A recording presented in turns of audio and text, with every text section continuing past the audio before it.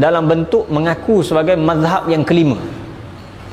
Salah satu cara tuan-tuan Syiah masuk antaranya dalam negara kita sendiri dengan mengatakan mereka itu adalah sebahagian daripada mazhab Islam. Dia kata kalau sekiranya dalam ahli sunnah ada Syafi'i, Maliki, Hambali, Hanafi, maka dia kata kami sama juga, kami juga satu mazhab. Dan kami ini namanya mazhab Ja'fari. Mazhab Ja'fari. Kalau dia dengan ustaz-ustaz, contoh tuan-tuan saya dialog dengan orang Syiah ni kan, kalau dengan saya lah, dengan ustaz-ustaz, tuan-tuan dia akan kata saya mazhab Ja'fari, ustaz mazhab Syafi'i, apa beza dia ustaz, lebih kurang dia kata.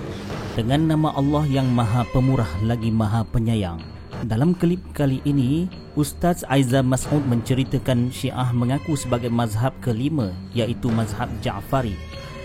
Memang benar, Syiah adalah mazhab kelima sebagaimana yang diakui oleh Syekhul Azhar. Syekhul Azhar juga menegaskan Ahlus Sunnah merujuk kepada fiqh mazhab Ja'fari sekiranya hukum hakam tidak ditemukan dalam Ahlus Sunnah. هل يعتبر الأزهر المذهب الشيعي المذهب الخامس إسلاميا؟ نعم، ده رسميا المذهب الخامس، مفيش مشكلة. نعم، مذهب فقهي جعفري، وأحيانا يفتى به في دوائر الإفتاء في إذا كانت هناك مشكلة يعني أسرية، وخاصة في مسائل الطلاق والزواج، ولا تحل يعني أو الأسرة ستنهار ووجدنا لها حلا أو آخر في المذهب الجعفري أو المذهب الزيدي تستعملون فيش مشكلة. إحنا ناس منفتحين يعني، كلهم مسلمين يعني. فضيلة الشيخ، ولكن اليوم Nusantara telah lama mengetahui kewujudan Syiah Ja'fari. Profesor Haji Abu Bakar Aceh dalam bukunya berjudul Perbandingan Mazhab, Ilmu Fiqh Islam dalam 5 Mazhab untuk Perguruan Tinggi Islam, terbitan Islamic Research Institute, Jakarta, tahun 1977. Dalam isi kandungannya, pengarang menyenaraikan nama-nama mujtahid. Yang pertamanya ialah Mazhab Ja'fari atau Syiah Imamiyah. Perbahasan utama buku ini ialah fiqh menurut 5 mazhab. Dalam kitab Tabdid Az-Zalam wa Tanbih Al-Niyam, karangan Syekh Ibrahim bin Sulaiman bin Ibrahim bin Abdul Aziz Jubhan, seorang penulis Arab di Kuwait dan Arab Saudi, penerbit Darul Majma' Al-Ilm Jeddah, tahun 1979 Masihi, muka surat 8, beliau menyatakan sebab penulisan kitab ini. Wa kana awwalu ma hamalani ala kitabati hazihi ar-rasail kalimatu alqaha samahatu Syekh Mahmud Shaltut, Syekhul Jami' al-Azhar min mahattati Sautil Arabi, qala fi mustahalliha innal mazahib al-islamiyyah al-khamsah wahidatan jawharan wahidatan masdaran wahidatan mawridan wa innahu yajuzu at-ta'abbud bil fiqh asy-syi'i. Perkara pertama yang mendorong saya menulis risalah ini ialah ucapan yang disampaikan oleh Yang Mulia Syekh Mahmud Shaltut, Syekh Masjid Al-Azhar dari stesen Suara Arab. Beliau berkata pada awalnya bahawa 5 mazhab Islam itu satu hakikat, satu asas, satu sumber dan boleh beribadat menurut fiqh Syiah.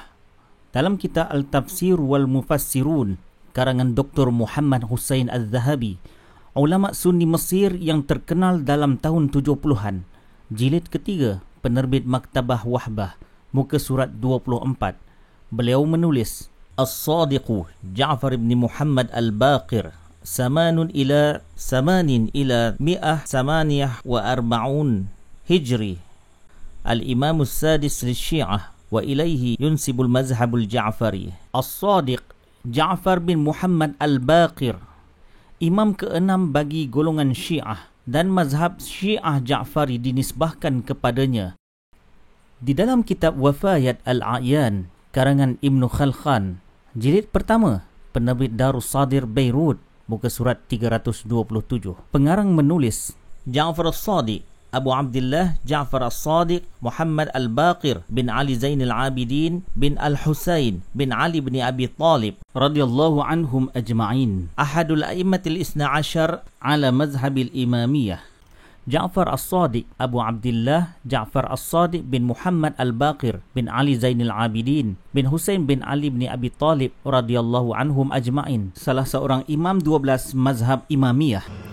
Aizam Mas'ud yang terkenal sebagai pengagum Muhammad bin Abdul Wahhab tidak hanya menyesatkan Syiah, kita mendapati ajaran yang dibawa oleh Syekh Muhammad bin Abdul Wahab selama ini mengkafirkan dan menyesatkan golongan Asy'ariyah.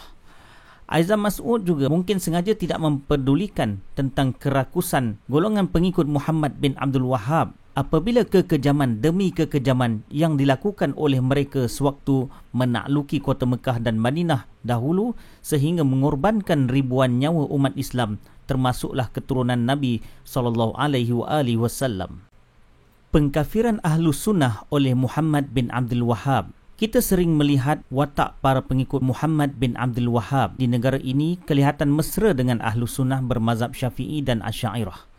Namun jika kita semak analisa ajaran Muhammad bin Abdul Wahab, sebenarnya golongan ini mengkafirkan dan menghalalkan darah pengikut mazhab Syafi'i. Di dalam kitab Da'watul Syekh Muhammad bin Abdul Wahab wal Atharuha fil Alamil Islami, karangan Dr. Muhammad bin Abdullah bin Sulaiman Al-Salman, seorang alim Wahhabi, muka surat 62.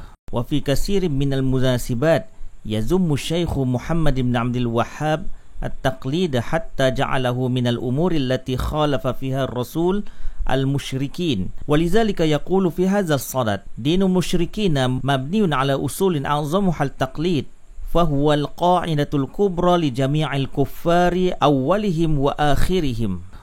Dalam banyak peristiwa, Syekh Muhammad bin Abdul Wahhab mencela taklid sehingga menjadikannya perkara yang Rasulullah bercanggah dengan kaum musyrikin.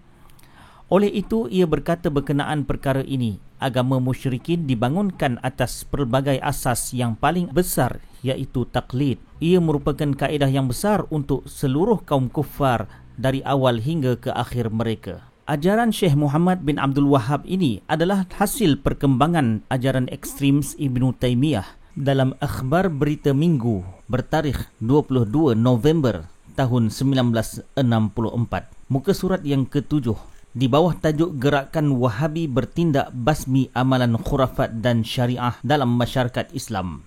Pengarang menyatakan, lunas-lunas ajaran Syekh Muhammad bin Abdul Wahhab ini berdasarkan pada ajaran-ajaran Syekh Ibnu Taimiyah. Dalam kitab Majmu' al-Fatawa, penerbit Khadimul Haramain, jilid ke-22, cetakan Saudi Arabia tahun 2004 Masihi.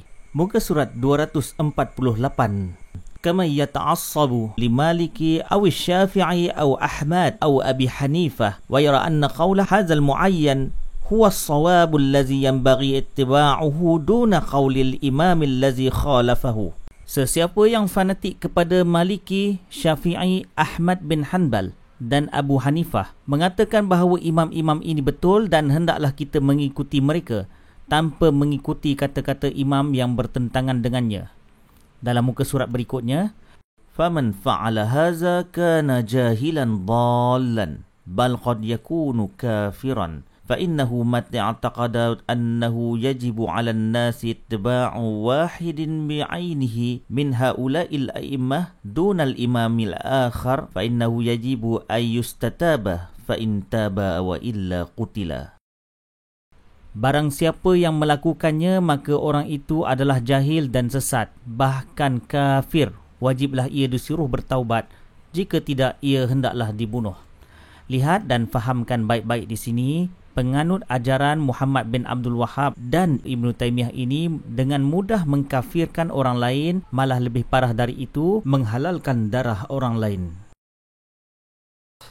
Dalam muka surat yang sama, Ibnu Taimiyah berkata, wa amma ay yaqula qailun innahu yajibu 'alal 'ammati taqlidu fulanin aw fulanin fa hadza la yaquluhu muslim.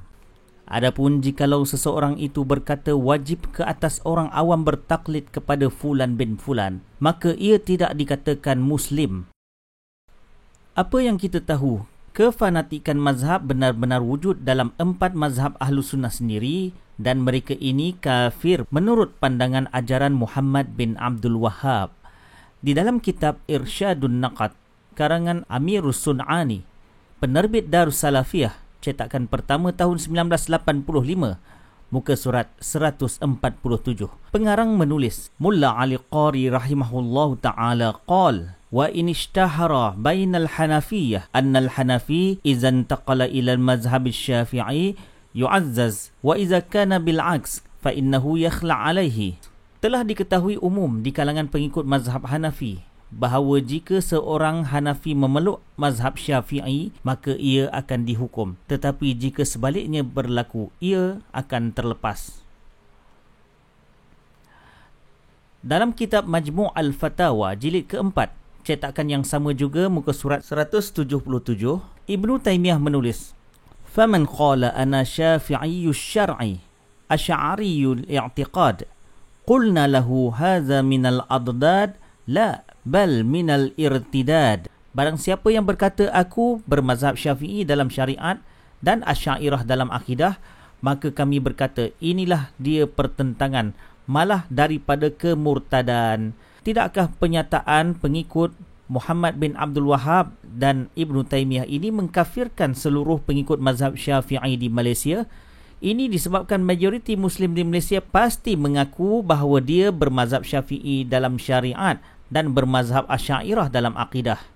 Kesimpulannya, mazhab Ja'fari adalah mazhab kelima dalam Islam, sedangkan ajaran Muhammad bin Abdul Wahhab yang cuba diperkenalkan oleh Aizam Mas'ud amat berbahaya kepada ketenteraman awam kerana mengkafirkan dan menghalalkan darah orang yang tidak mengikuti ajarannya.